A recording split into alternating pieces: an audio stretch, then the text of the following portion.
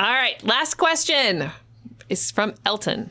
I have a question about something you discussed on your May 28th episode. You remember that, right, Ross? That there is an exception regarding moving employer stock into an IRA. Can you tell us more about that? This is the first time I've heard of it. And if true, it sounds like it could be a way to reap some tax benefit by not having to sell appreciated stocks.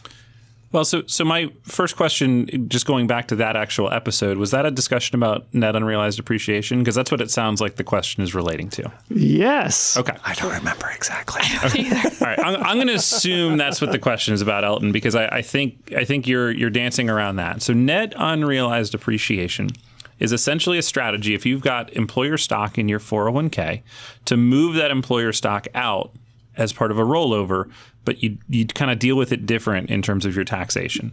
So for the purposes of the discussion, let's pretend that all of the money's pre-tax. Let's ignore Roth 401k entirely.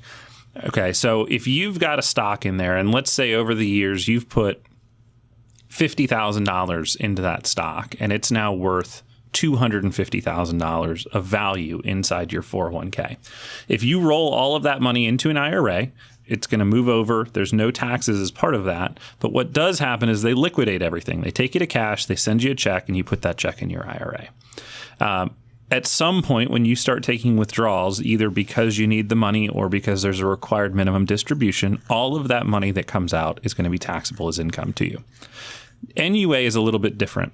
At the point of the rollover, if you said, hey, listen, I want to take my company stock for X, Y, and Z, I'm going to pay ordinary income taxes on the $50,000 of basis. And then I'm going to move that entire piece of stock into a brokerage account. It's like you bought the stock for $50,000 and just held on to it. So it's still worth $250,000, and the $200,000 of unrealized gains are ultimately going to be treated as long-term capital gains.